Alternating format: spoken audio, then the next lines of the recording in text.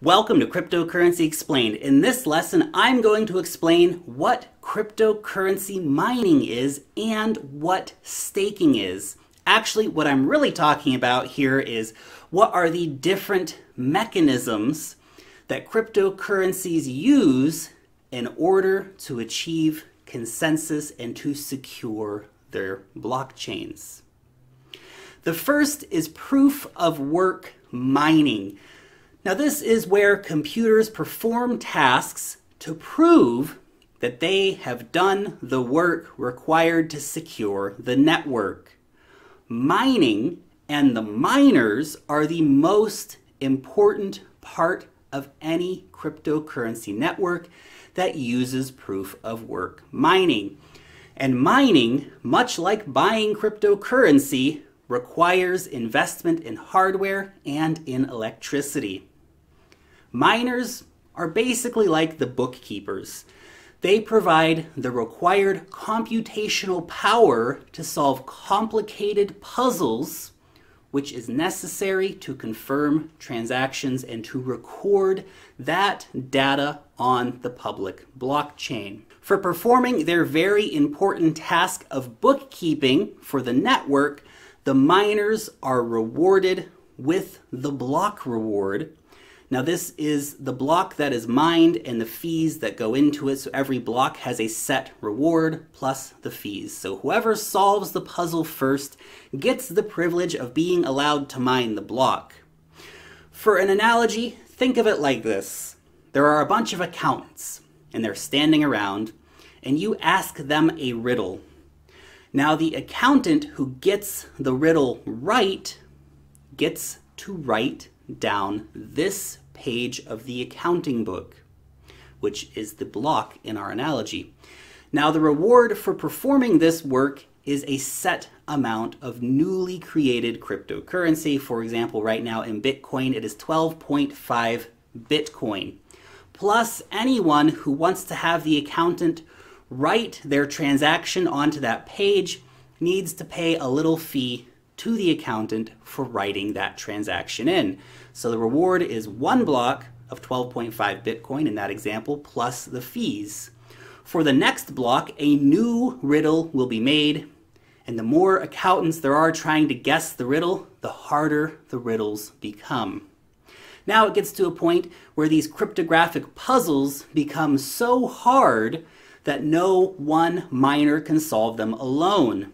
Thus, we will need to combine their power and to split the rewards. When this happens, these are called mining pools. So if you are planning on mining at home, then joining a pool is exactly what you will need to do in order to be rewarded for mining. Time for a short word on mining difficulty. Essentially, the more miners that you have competing for the same block, the more difficult it becomes to get the block reward. The fewer miners competing, the less difficult. So the more popular a cryptocurrency becomes, the more people want to mine it, the harder it becomes to mine. Long gone are the days of mining Bitcoin with a laptop. Today, mining is done with purpose-built application-specific computers called ASICs, which can cost from hundreds to thousands of dollars depending on their power. And there are major mining farms with millions of dollars invested which exist around the world to give you a sense of the scale of competition. Now, there are some rare and obscure cryptocurrencies which can be mined profitably with your home computer, but there are also many cryptocurrencies which can be mined with a GPU card and which cannot be mined with those more powerful ASIC computers. If you want to mine at home, it can actually be very easy to do, but unless you have access to very cheap energy, it is very unlikely to be profitable for you for many of the top cryptocurrencies like Bitcoin or Litecoin, as mining them has become a big and competitive business with major mining farms signing deals directly with power companies in order to get cheap electricity, or simply moving countries when business conditions change, you probably don't have those options. Mining cryptocurrencies, though, that you can use a GPU card for tend to be more profitable for home miners. But if your power is cheap enough, then you may be able to mine Bitcoin or Litecoin at home. Please take the time to do the mathematics before running out and buying any hardware. Also, please do understand how powerful the machine is, how much you are likely to mine with that machine, and how much it will cost you to run that machine, as they are very power intensive.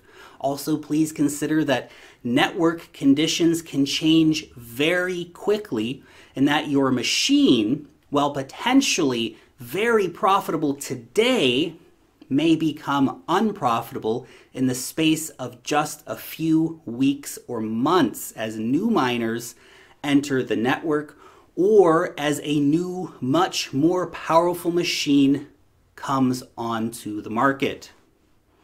Mining is a risky business, but it is also a potentially very, very profitable business, so understand the risks before you get involved. Now, should you want to buy an ASIC mining computer, the major companies which sell them are Bitmain and Avalon for Bitcoin and Litecoin mining. Should you want to mine a wider range of altcoins, then you may want to consider buying half a dozen or so graphics cards and building your own mining rig at home. There are many great tutorials on how to do this online. The one thing that will not make you any money, though, is cloud mining. The majority of cloud mining sites are straight up scams, but there are some rare companies that do provide an actual service and are not just Ponzi schemes, but even these companies are not recommended. The margins are just too small, the prices are too high, there is zero accountability and almost no transparency from these companies, and even slight changes in market conditions can leave you out of your entire investment and with the company walking away with your hard-earned money with no possibility of a refund or recourse.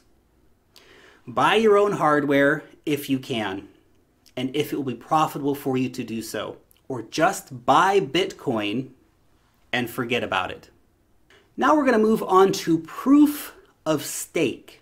Now, unlike the proof of work, where the algorithm rewards miners using computing power who solve the mathematical problems with the goal of essentially validating transactions and creating new blocks, with proof of stake, the creator of a new block is chosen in a deterministic way, depending on wealth, also defined as stake. The more coins, the more chance of reward based on randomized selection. Although some proof-of-stake cryptocurrencies do have a set percentage, therefore regardless of how rich you are, you can still receive a set reward. Like NEO, for example, gas is issued at the same rate per NEO. Some cryptocurrencies do also implement additional features on top of this, such as how long the coins have been staked for, giving you more importance in the network, for example. Now, proof of stake was created to address the energy and the scaling issues associated with proof of work. Now, all of that is great information, but the thing that may interest many of you watching this video is the chance to have a passive income in crypto. The rewards can vary greatly from coin to coin, so you will need to do some serious research to find out which project will be the best for you. Remember that good projects and good income usually go hand in hand. There is no sense dumping a bunch of money into a crypto that will disappear in 6 months. If it sounds too good to be true, then it probably is BS. Getting something like 5% annually is rather typical, But some cryptocurrencies will have much higher rates in their first or second years, and that is fairly normal.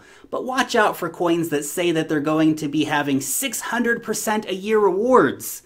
That means massive inflation, massive devaluation, and price crashes. Now, the first type I want to mention here is passive staking. An example of this is Neo or VeChain or Ontology. By keeping any of these cryptocurrencies in your wallet, you will generate gas, a secondary asset on the network.